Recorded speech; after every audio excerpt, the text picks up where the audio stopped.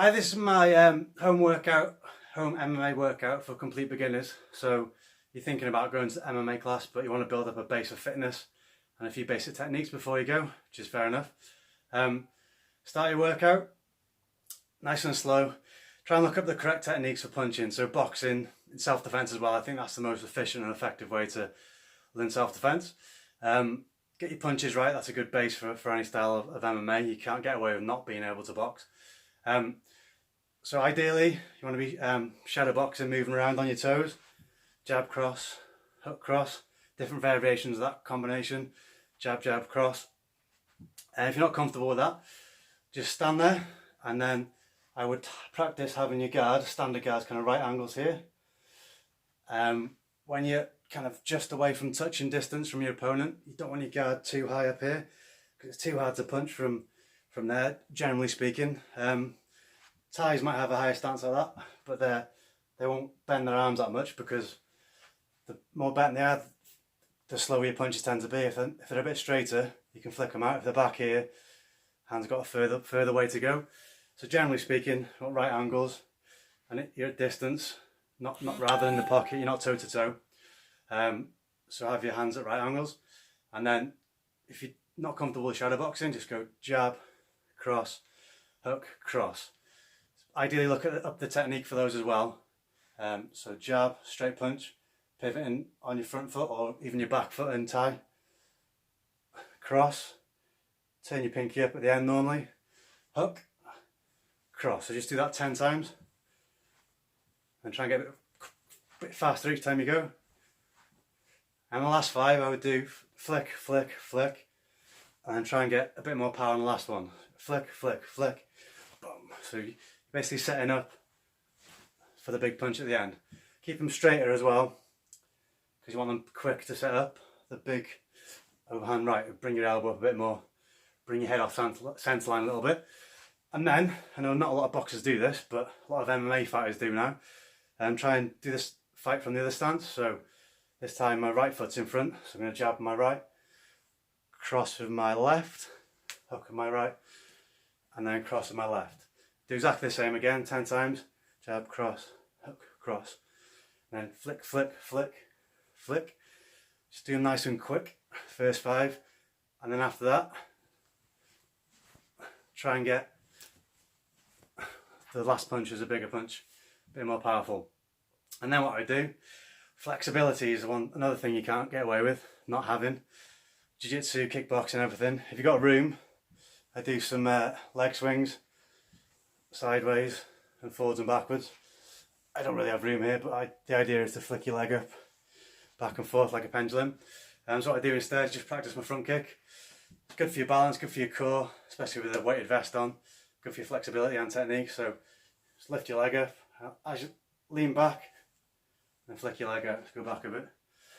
So on lift my leg up, lean back and kick. So do that 10 times each side as well. My lead leg, knee up, and lean back and kick.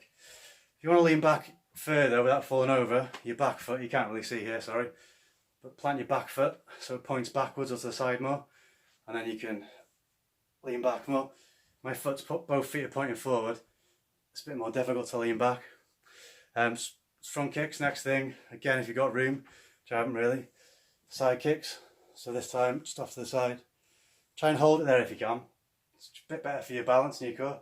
So lift your leg up, pivot to the side, and then hold your kick there. You should feel a good stretch on your hips here as well. If you can't hold it, just do it quick. 10 of those as well. And then next thing, bit of a knee technique. So I would just drill 10 each side. So you want to dig your left heel into the floor, come up on your left toes and the ball of your left foot, and then drive your knee forward and lean back. It's kind of basic knee. Then you've got the clinch as well. 10 each side. Back a bit further so you can see it. Yeah, sorry, terrible camera work. 10 each side of those as well. And then after you've done that, you can kind of do like a lunge combined with a knee. So then you're in your fighting stance. Take a big step back, your right foot, get a good stretch in your hip flexor, and then come all the way up onto your toes, and put that knee in and lean back. Again, good balance for your core as well. And if you take a big enough step backwards and lean back a little bit, you should be able to get a good stretch in your hip flex as well. And down. Good strengthening your legs and getting balance on your legs as well. Good for your core because you're having to balance. And obviously swap around, knee, go down, stretch your hip flexor, back up on your toes, and back up. So there are your knees as well. And next thing, I'll do a set of chin-ups. And then just between every round, I'll do that combination. Sorry, every set of chin-ups. Just do that combination again. And maybe mix it up, maybe go jab, jab, cross. But just stay away from the traditional bodybuilding thing of just resting completely between each set. Get a sweat on, get your cardio up as well. Especially with this weighted vest on your toes. Just do your combos and then try and pivot on the ball of your foot. Kind of like twist, and you kind of twist round. Almost as if you're trying to put a cigarette out on the floor. Get your footwork going as well. But if you don't want to do that, start off, just do a set combination 10 times. Jab, jab, cross. Jab, jab, cross. Jab, jab, cross. And again, you can use it and do your first 5, just flick them out, nice and relaxed. Initiating the power from your hips and your feet. And then just stiffening your elbow at the end of it. But then work up to the last 5, flick, flick. And then put the last one on, a bit more explosive. That's the basics of it. One more exercise I'll show you actually. For your double underhooks, for defending the takedown, it's kind of a variation from the bicep curl. So bicep curl, elbows are in tight and you curl up like this. But with the underhooks, it's more like this. So the pivot comes from your shoulder rather than your elbows. So a bit of a variation there. The main kind of prime mover there appears to be your chest as well as a bit of your shoulder. Your bicep kind of fixes the movement. So again, I have that as an actual exercise. So do my chin-ups. I'll do these modified. I guess it's kind of a modification between a pec fly really and a bicep curl. And then that's the gist of it. Just shadow boxing these and then stretching at the end as well.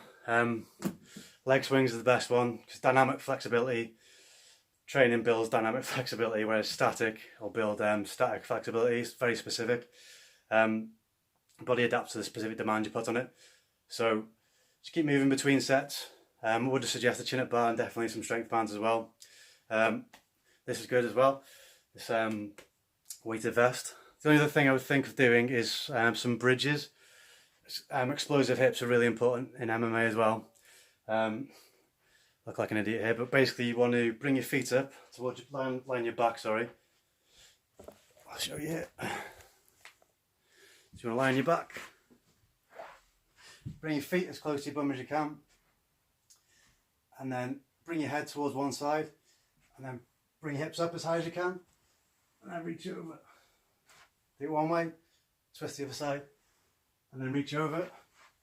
So they're excellent for escaping mount and things like that in Brazilian Jiu-Jitsu. And then with that in mind as well, do some shrimping. So again, bring your feet to close to your bum as you can. Lift your hips up. And then you shrimp out, so you're pushing away. Bring your knee up, the other side if you've got room. Way up, way up. And that's again is good for escaping mount and getting into guard. There's other things you can do like the get up from mount or just being on the floor. So you're on the floor. Just practice getting up. All back.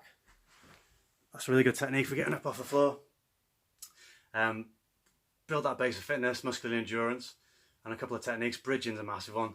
Another good one actually is the get up. So throw out a kick. So this is if you're on the floor, opponent standing up. Throw out a kick to the knee.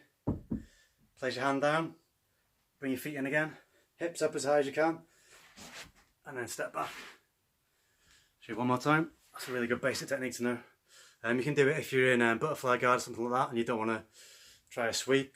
Just frame on the guy or even snap his head down and then stand back up. But from the floor, guy standing, throw a kick to the knee, base out on your right hand, feet come close to your bum as you can, hips up as high as you can, keep that hand out in case try and kick you or what have you, and then bring that leg back and up.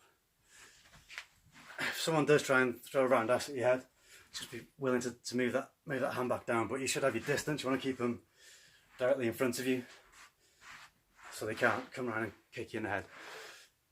Yeah, basics, hope that gives you a couple of ideas. Warm up with a set combination of punches. Do front kicks, side kicks, practice some knees, that knee into a lunge, get a good stretch in your hip flexor. Chin up's good for your core, obviously your strength as well. And then do some bridges and do some specific techniques, like the stand-up technique, some shrimps as well. Hope that helps.